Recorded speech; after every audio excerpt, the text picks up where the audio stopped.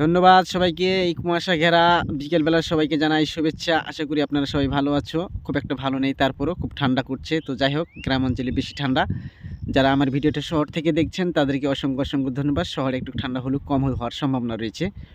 তো ব্যাপারটা হয়েছে যে আমরা বর্তমানে আমাদের পিছনে দেখছি সরষা ক্ষেত। সরষা ক্ষেত আছে, আমরা ৩ জন বসে আছি। আসলে আমরা হলো ৩ জন হলাম কাউবয়। কাউবয় বললে ভুল হবে। গড বয়।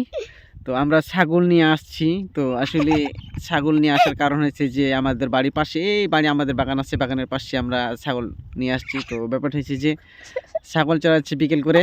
তো ঠান্ডার দিন কিছু কাজ কাম নেই, কোথায় যাই না যাই এরকম একটা বেহাল অবস্থা। তো যাই হোক, আমার সাথে যারা আছে তাদেরকে আমি ক্যামেরা বন্দি করার চেষ্টা করলাম। তো তোমরা জানাবেন তোমাদের দিকে কি অবস্থা, কেমন ঠান্ডা।